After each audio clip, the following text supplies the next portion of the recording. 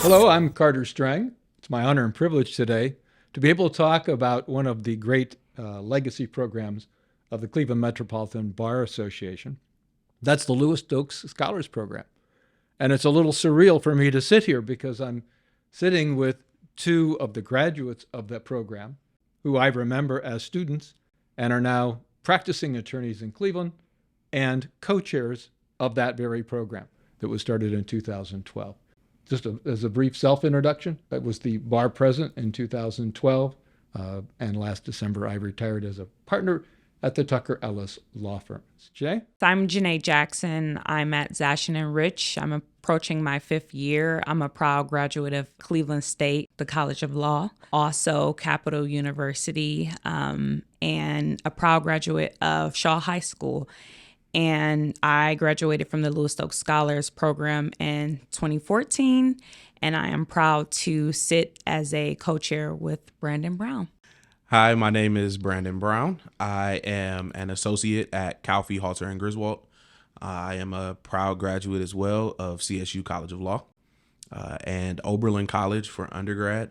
I attended John Hay Early College for high school, and I am an alum of the Lewis Stokes Scholars Program, years 2012, 13, and 14. The Lewis Stokes Scholars Program was launched in the summer of 2012 when the Cleveland Metropolitan Bar Association had its annual meetings as a luncheon. We had our first class of Lewis Stokes Scholars, named after, of course, Congressman Lewis Stokes, Ohio's first black congressman who served with distinction for 30 years. But there was a day when the Lewis Stokes Scholars Program did not exist. So the reason it came about, we have a problem with not having enough minorities in our profession. We need to change that. We've had the opportunity to be in CMSD and East Cleveland School classrooms with 3 Rs. And that's how I first got involved with the Cleveland schools and actually came to know Brandon, because out of happenstance, I got assigned to John Hay Early College High School and got to know what a great school it was and what great students they were. And Brandon participated in everything we had for high school students through the Bar Association. But there was a problem, right, Brandon? When you got to Oberlin, what happened? Yeah, so when I got to Oberlin after completing the high school programs and being a part of that and just trying to take advantage of every opportunity afforded to me, I went back to Carter and my mentors at Tucker after my first year in college. And I said, hey, what do you have for me? I'm back. I'm ready for another summer of fun and good learning. And they said, well, the high school programs, you don't really fit that criteria anymore. And there's really nothing for you. To which we kind of realized, right, there was a hole in the pipeline. Hole in the pipeline. It was leaky. It was not good. I was 1 year out of being the bar president. And I thought, we got to fix that. And that's how the Lewis Stokes Scholars Program came about, was to make sure that the pipeline was continuous. And we weren't leaving people that were engaged and involved and wanted to be lawyers or had an interest in it, weren't leaving them behind. We also had another issue too, of course, and that was we had a brain drain in Cleveland. A number of our best and brightest would go off to school, whether it be Oberlin, NYU, wherever. And if they couldn't keep that connection here with Cleveland through the Bar Association, they'd find it somewhere else and not come back.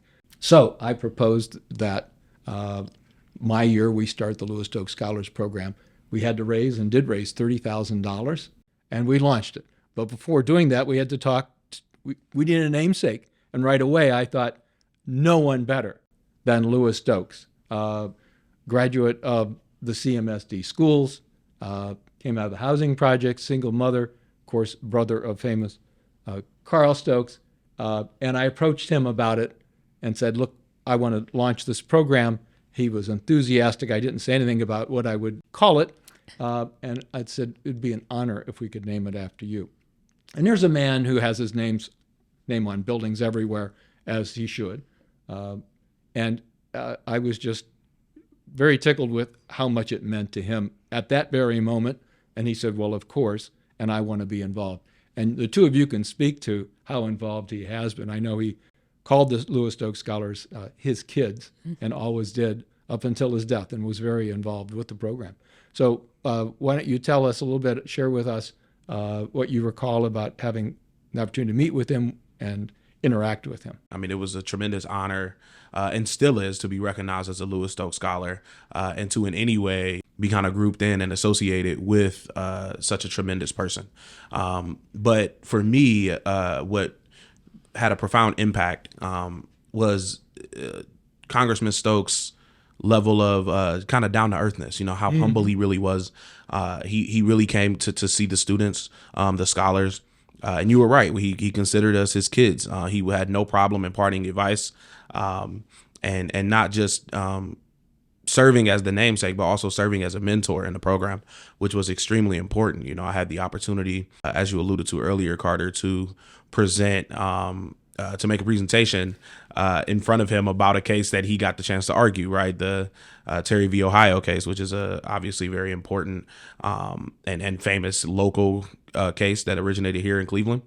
And he was someone who was great to talk to about the case, get some inside knowledge on, really understand what it's like to argue in front of the Supreme Court and see really honestly how he felt about the ruling in the case and the way that it's and kind of the ripple effects that it's had in the 50 years since the case has been decided. But he was always so open with us, and it's made it even more of an honor to be a part of the program.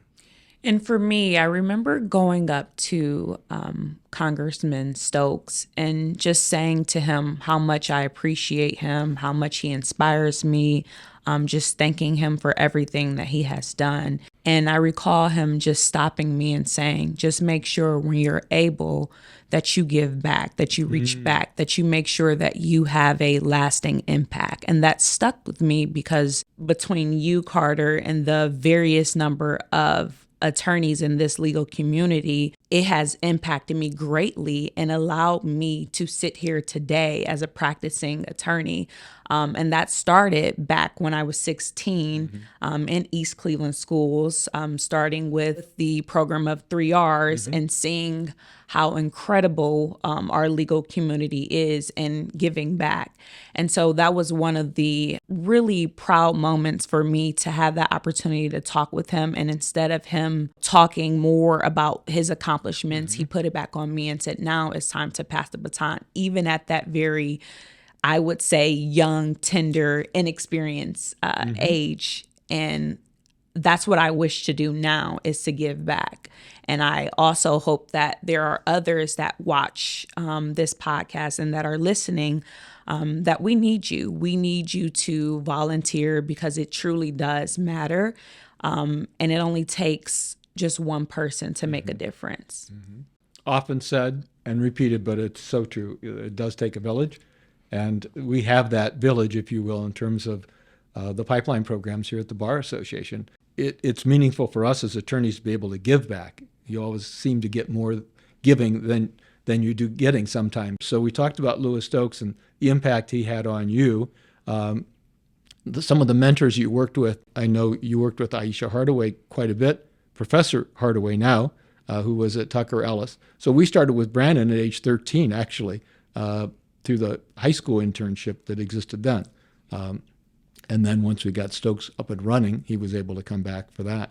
But let's talk a little bit about mentors. I know Lori Eiler had a huge impact on you as well as a mentor. So if we could talk a little bit more about the role of mentors, particularly through the Stoke Scholars program, because it was set up to make sure that every participant had a mentor, and it still works that way. And that mentoring is very important. My mentor was actually Magistrate Edwards at the Domestic Relations Court, and she was incredible in helping me understand what it means to be a woman in law, and how to balance work life and family life, and how to show up every day and not to be afraid to go through those challenges of the path of becoming an attorney. And oftentimes we don't talk about how difficult or challenging it really is for someone who may not have as many opportunities to be successful in this career.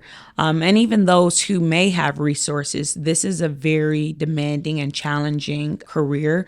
But when you have mentors who are there to help you guide you through the process. It makes it much easier, whether it's simply writing a personal statement or understanding how to be a little bit more strategic about how you're approaching classes. Having a mentor is instrumental to your success. And so Magistrate Edwards, she was incredible because it wasn't just about mentoring me professionally, but also personally, and making sure that me as a Black woman entering into this field, that I was equipped with necessary skills to be able to be confident. Because that's another big part of whether or not a person can be successful in this career, is if you're confident. And when you're confident, you can accomplish anything. With hard work and confidence, I'm a firm believer that you can accomplish anything. And I think mentors give you those tools.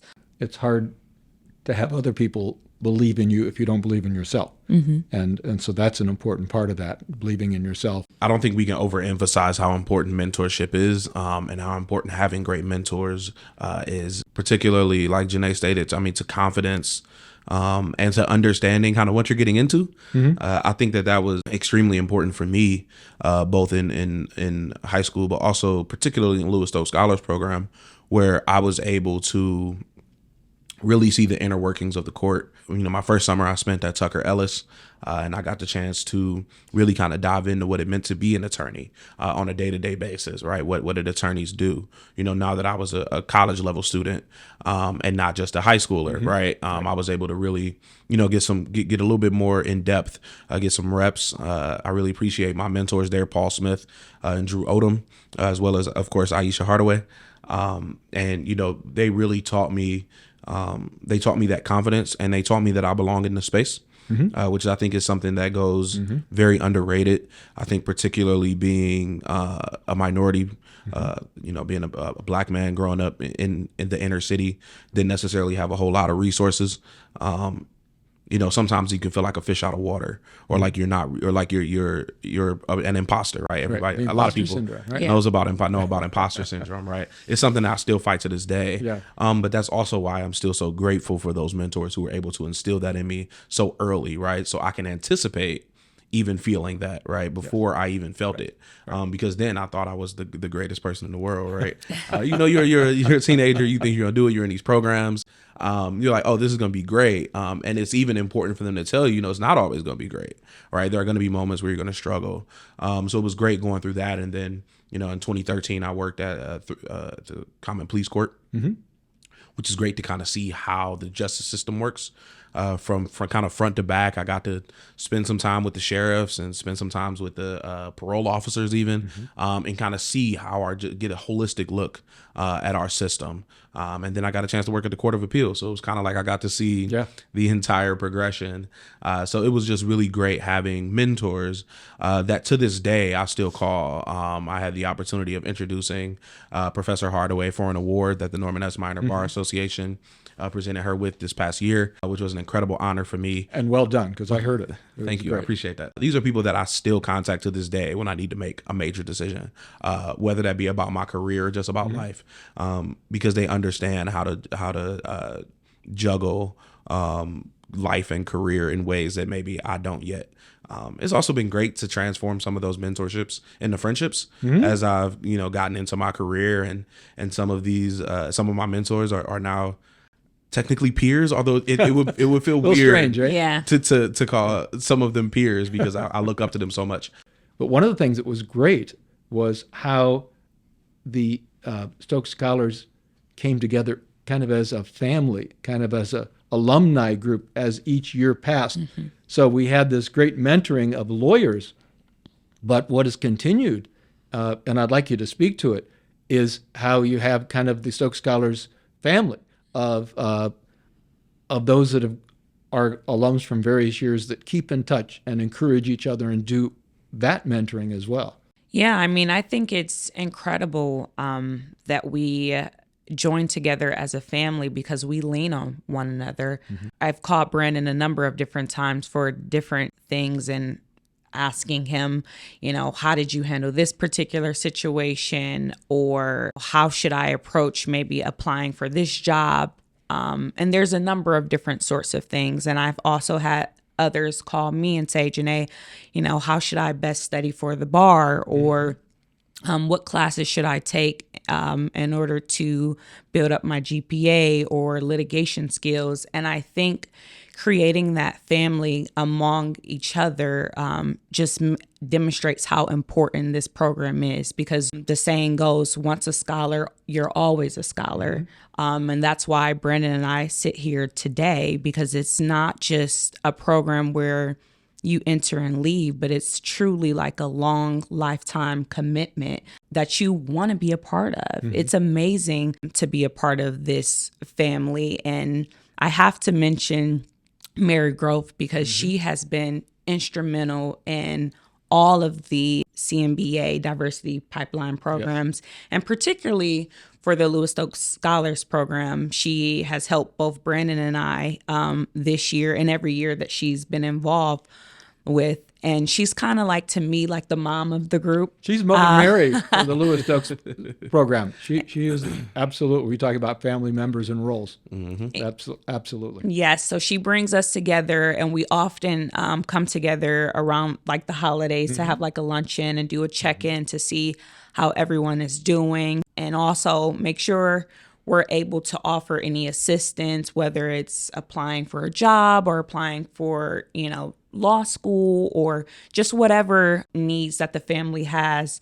And I really do love that, because you need that community. And like you said, it takes a village, right? So that's essentially our village. So the peer-to-peer mentoring has really been a great thing, as you've talked about. Brandon? Yeah, no, absolutely. Peer-to-peer mentoring. I've met some great people through the program who I've had the opportunity to work with, go through the program with, people that I admire tremendously, right? Like Jzinae, right? She's a rock star right now. Thank you. in her field, in her area, and making her way through the firm life, right? Which I know now firsthand it's not easy, man. It's tough. So it's great to have other people who you've connected with, right? And I can say, like, Jzinae and I have known each other for a long time, since before either of us were law students, right? So we've got to see each other grow. And when you can see that growth in someone, like I said, I just admire Jzinae and as well as some of my other, former scholars so tremendously. And I don't even like using the word former scholar, because you're always a scholar, right? Yeah. So like maybe my fellow alum, if you will. It's incredible to have that network built up, and have people that I can go to, that I can trust. And this, and we're also testaments that the program works. And there are many of us who are, some of us are in the legal field, some of us are practicing attorneys, as well as some of us are in other professions as well, right? Because the program doesn't just necessarily prepare you to go to law school or to be a lawyer, but to be a professional in general. I understand what it means to have responsibility, what it means to have someone who expects things from you. I think is a big thing, because there's a lot of areas where you don't get that, right? Where people depend on you for something, or expect you to conduct yourself in a certain way, right? What it means to be a professional, while still being authentically you. And I think that I see that in all of the scholars. And I want to follow up on Brandon's point of professional development, that portion of the program. Although it's very clear that programs such as the Lewis Stokes Scholars program is very important, especially for diverse students.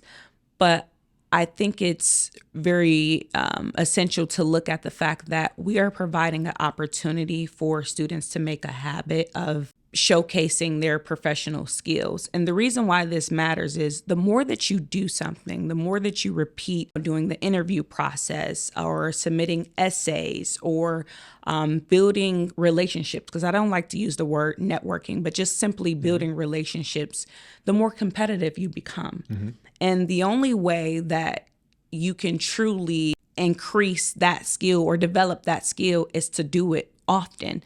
And I like to always go back to this quote by Will Durant, which says, "We are what we repeatedly do. Excellence is not an act, but then a habit." And I think that with this program, being able to practice those career development skills and relationship building skills it allows you to be your best self, and it gives you a competitive edge. I not to say this in a arrogant way or a cocky way, but I feel strongly that Brandon and I and other alumni of the program, we had a competitive edge because we were exposed to the legal practice before we even went to law school. So we had just a general understanding of the professionalism that was expected of us. And that is something that is so unique to this program. I hear lawyers all the time say, I wish I had that program back when I was in high school or in college.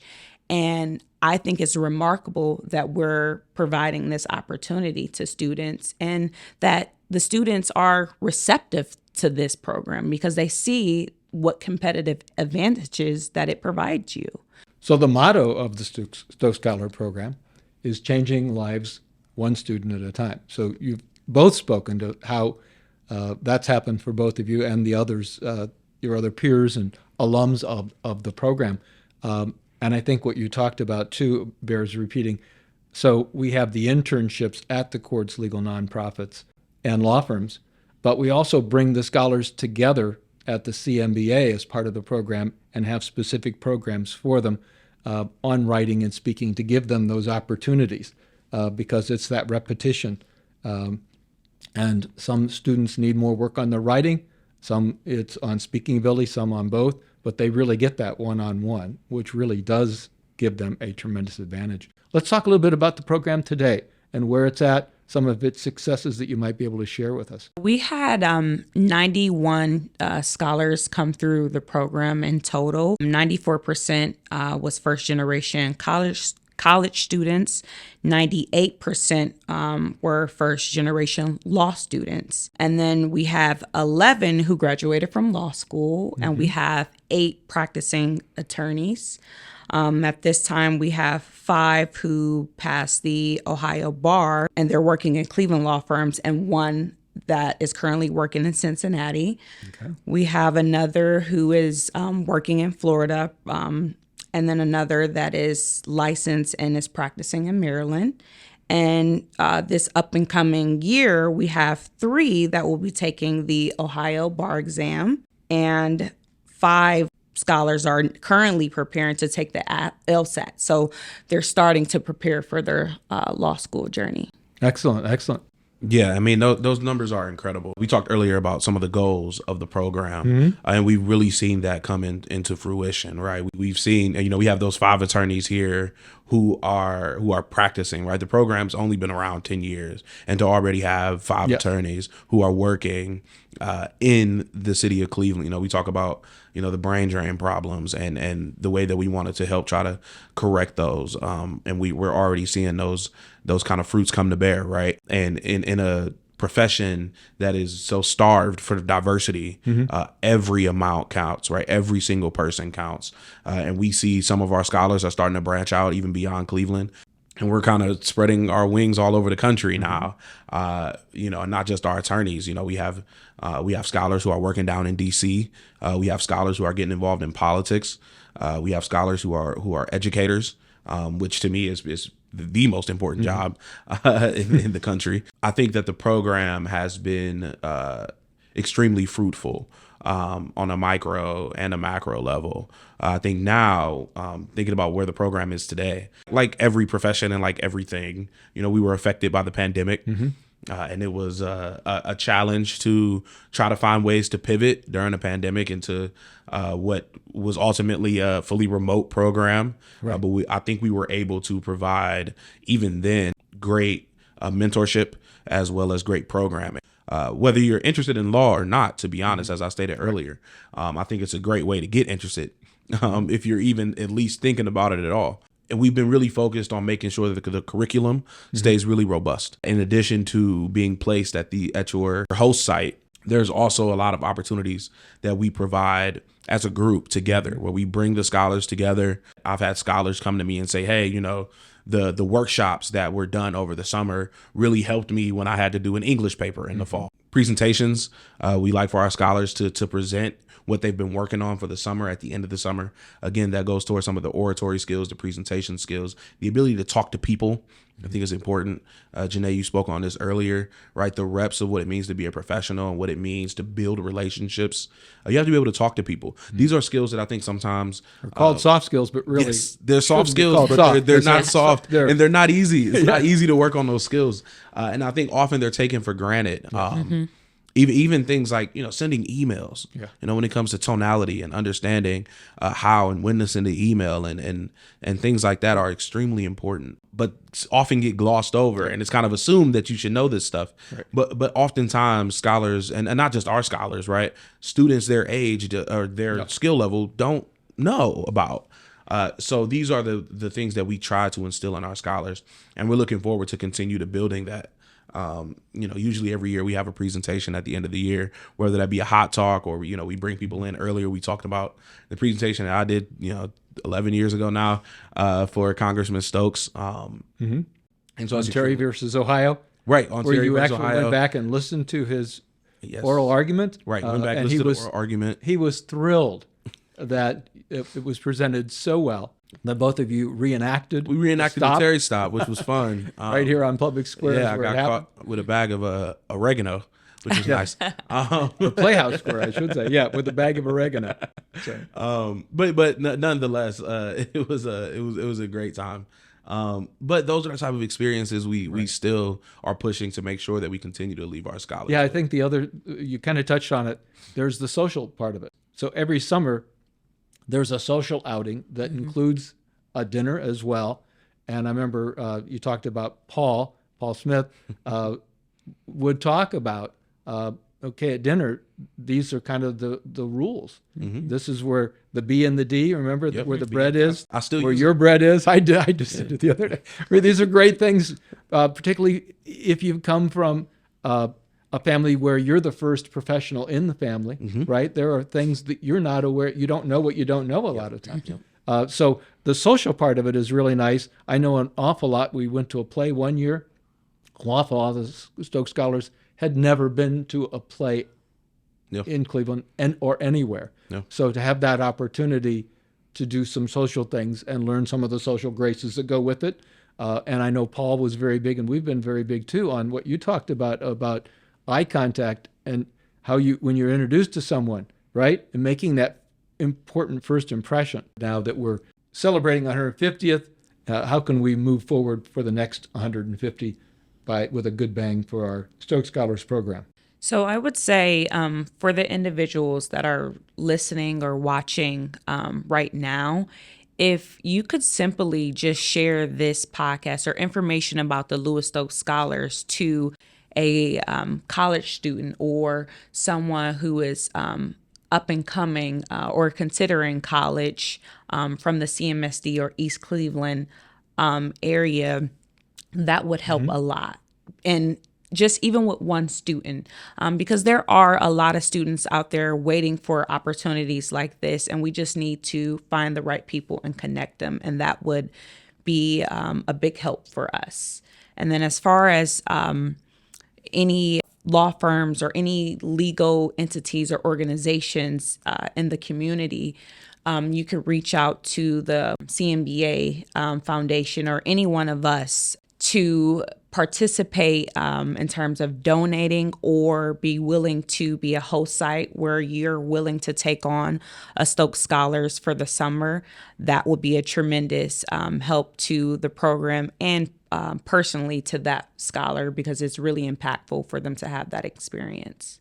Great. Brandon? Yeah, I mean, to piggyback on that a little bit, for any legal entity that's looking to get involved, if you heard this and you feel a little inspired or you just want to know more information, definitely, as they must be. They have to be. There's no way you're not inspired by this in some way, right? Or at least intrigued. Reach out. Reach out to the Bar Association and ask questions. Believe me, we will find a way to kind of elicit help. Right? I implore that no one take for granted what it means for these scholars to even just be exposed to these various areas, right? Even what it means to go into a law firm. Be into a law firm. It's the type of thing that they go back and they tell their families about. Right. And they say, hey, I was in this office and there was glass everywhere and they had a tremendous view of the city. Right. I'm telling you, impact that it has cannot be undersold. They're changing lives one student at a time. One student at a time. And Mary Groth would be our contact here at the CMBA. Yes. So there are lots of ways you can help. Take a Stoke Scholar for the summer. Be involved in one of the lunch and learns. And of course, another way is to make a contribution. The way the program was set up is that we have law firms that do pay for the Stoke Scholars, but we do not ask the public entities to do that. That comes out of the foundation's money, and the foundation's been very generous. But we would always appreciate more donations, and you can make those directly to the Lewis Stoke Scholars program through the Bar Foundation, which is a tax deduction. Yep. So lots of ways to get involved that we've outlined. We have nothing but optimism about the continued future of Stoke Scholars. And I just want to say the fact that both of you are involved and now mentoring the next generation of Lewis Stoke Scholars, it is so meaningful to me. And I want to thank you. Well, thank you, Carter. You have been amazing mentor over the years, and we're thankful that we're able to sit here next to you, even where we starting and throughout this journey, and how challenging becoming an attorney can be. But as I said earlier, having mentors such as yourself has made it so much more enjoyable. I truly mean that. And I just want to say thank you to our entire committee and every single person that has ever volunteered with the Lewis Stoke Scholars program. You have been amazing, and you helped the program run and stay afloat. And so I just want to truly say thank you. And many of the Stoke Scholars that are out practicing law today are like the two of you. They're on the committee. Right? Yes. It's now a majority of the committee. So that's a dream come true too. That was something that we didn't even dare to envision back when we started it. And it's just awesome to see. 3, 2, 1.